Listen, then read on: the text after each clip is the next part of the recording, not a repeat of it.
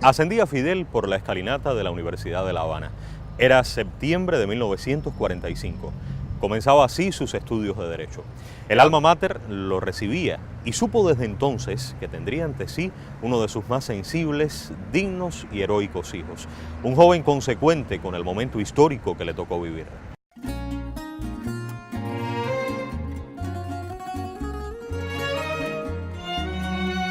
En 1945 ya estaban aquí estos laureles centenarios.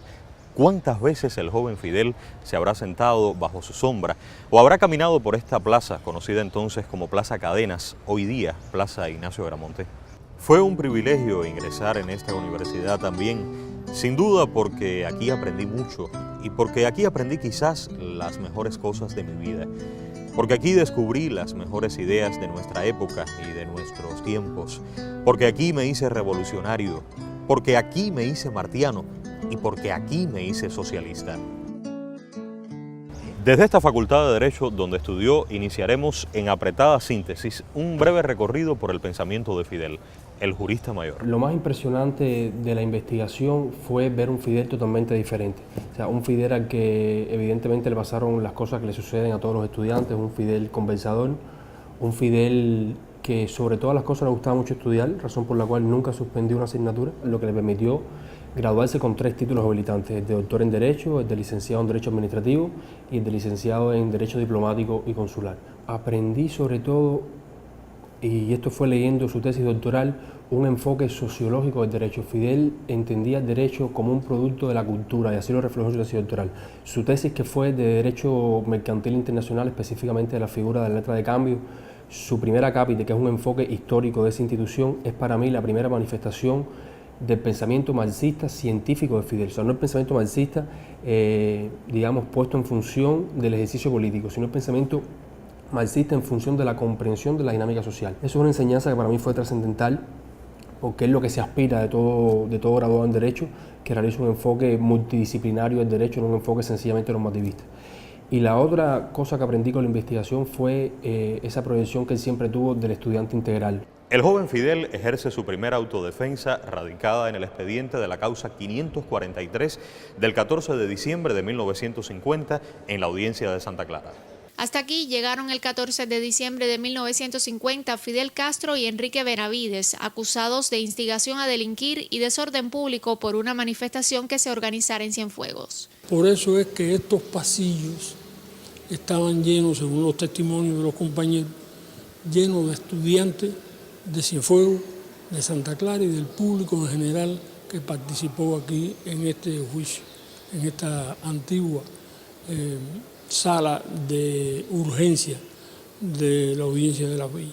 Benito Besada asumió la defensa de Benavides. Fidel, recién graduado, decidió que sería su propio representante. Fidel denuncia las acciones del gobierno de Prío, los abusos, malversaciones, la falta de garantías constitucionales y los atropellos a los sindicatos. El juicio se convirtió en un yo acuso.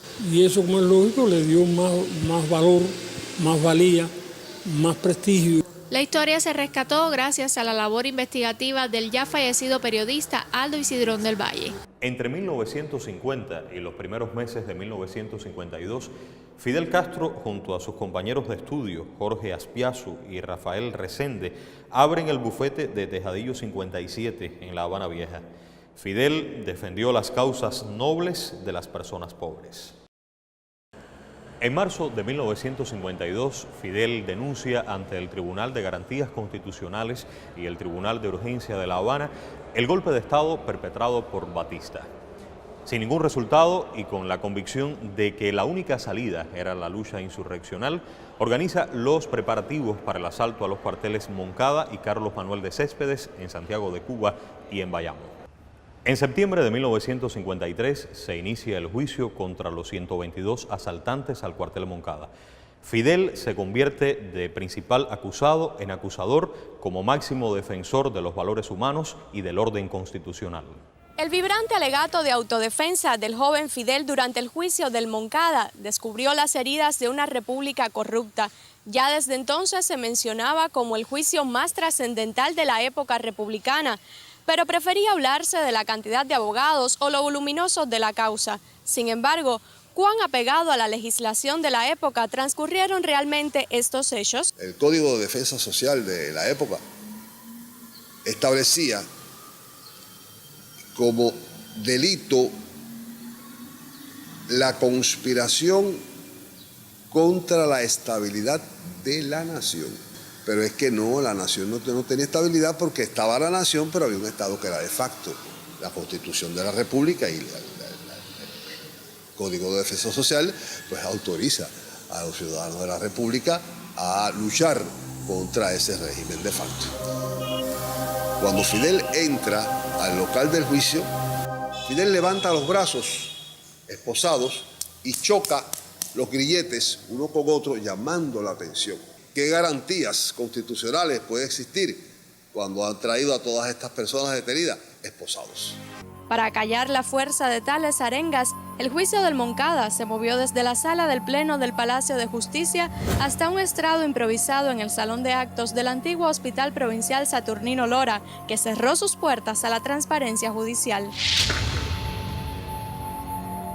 La ley establece el principio de publicidad de los debates, salvo las excepciones que establece la ley, excepciones de moral o de orden público. Del Moncada al desembarco del Granma hasta la Sierra Maestra. Conversemos con el jurista Antonio Gibre. Fidel fue el gran creador, el que a su alrededor insistía en la importancia jurídica.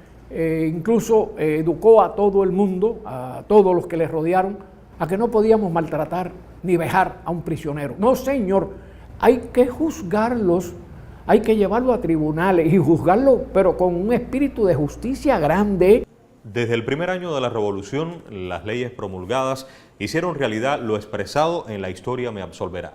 Al triunfar la Revolución, empecé a trabajar en el ayuntamiento como joven vinculado al 26 de julio, y allí fuimos convocados a hacer inscripciones de nacimiento de las familias campesinas y de los niños campesinos. Esa operación familia consistía en hacer matrimonios, formalizar los matrimonios de campesinos. Fue una de las primeras cosas que hizo la Revolución, dedicado a la familia, porque lo otro fueron el cumplimiento de las leyes de reforma agraria, las 6 leyes que Fidel llevó al Moncada como parte del programa revolucionario una vez que triunfara la Revolución. Hay que recordar una ley, creo que fue muy importante, desde esos años primeros de la Revolución, sobre la seguridad social. Fue la primera gran medida en el orden de la seguridad social. Más adelante se dictó la ley 1166, que creó un sistema de seguridad social que estuvo vigente hasta el año 79, en que se dictó la ley 24. Fidel llegó con la maravillosa idea de crear los tribunales para el pueblo y con el pueblo. El primer tribunal que se hizo fue en Loma de Candela, en Guine. Lo más lindo que tuvo fue que confió en los estudiantes de la Facultad de Derecho de la Universidad de La Habana, que éramos muy jóvenes. Fidel siempre tuvo la convicción de que la participación ciudadana era elemento indispensable en nuestro modelo democrático. Bajo este precepto se refrenda la Constitución del año 1976.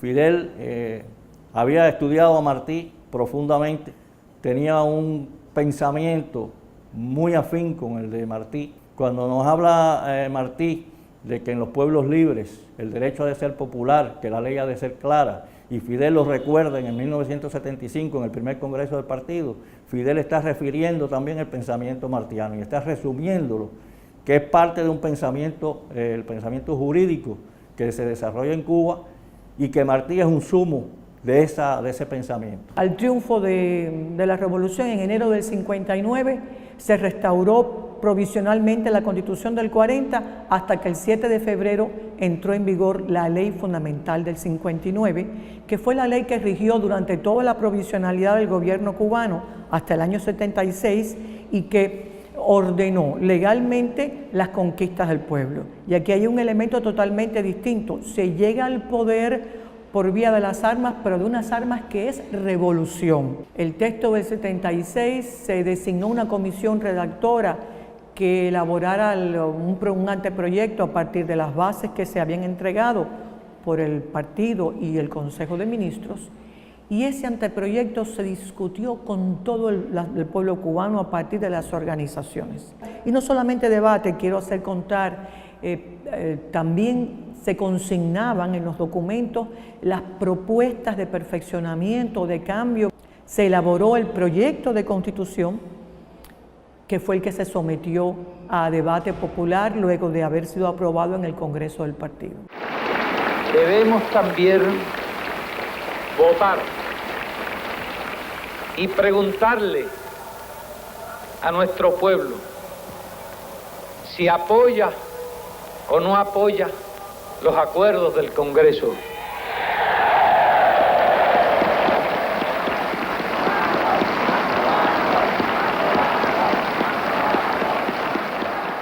Considerado como el más excelso de los juristas cubanos, su pensamiento también ha sido analizado en la arena internacional.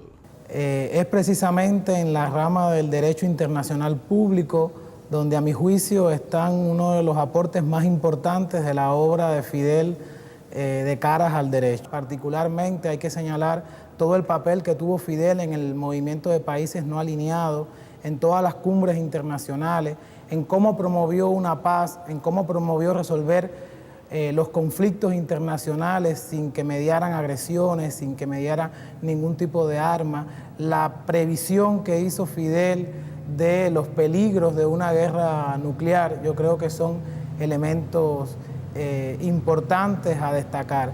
En torno al medio ambiente, baste recordar el electrizante discurso que pronunciara en la cumbre de Río, cuando alertara al mundo que una importante especie humana estaba en peligro de extinción y que era precisamente el hombre. Hay un aporte significativo en la arena internacional y es precisamente toda su labor en el plano de la integración latinoamericana. En la concreción y el desarrollo del ALBA tuvo un papel trascendente en la alerta de que los estados tenían responsabilidad con sus pueblos. Durante toda su vida prevaleció la defensa de las causas más nobles. Recordamos la lucha librada por nuestro pueblo en la devolución del niño Elián y la liberación de nuestros 5 héroes. Fidel siempre defendía el concepto de sufrimiento humano. Él nos insistía de que en todos los documentos, en todas las exposiciones, que insistiéramos en ese concepto. Desde su profesión también defendió el regreso de Elián. Ese día había conocido a un hombre que le habían secuestrado a su niño. Por la información que poseía, era un hombre que cumplía las obligaciones que el Código de Familia establece para los padres.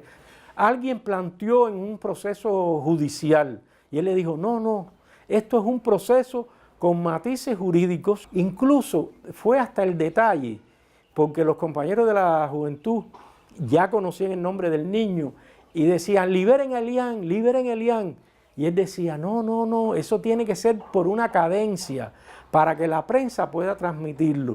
Ahora tú te imaginas bloqueando a Cuba, tú te imaginas que los 5 compañeros que están allí, separados en cárceles, no tengan el menor gesto de ponerlo en libertad.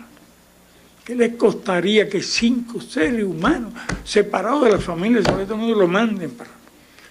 Bueno, como yo decía, en Artemisa lo están elevando a sitio Leonor y lo van a tener que soltar. Solo les digo una cosa, volverán. Fidel trascendió a la humanidad por su lealtad, su firmeza y su vocación por un mundo más justo y equitativo. Fidel se queda con nosotros, absuelto por la historia y la patria grande.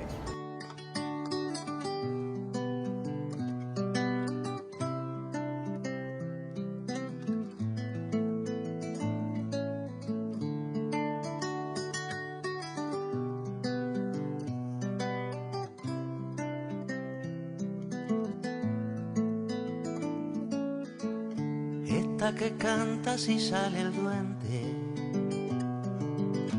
y hace silencio donde ya no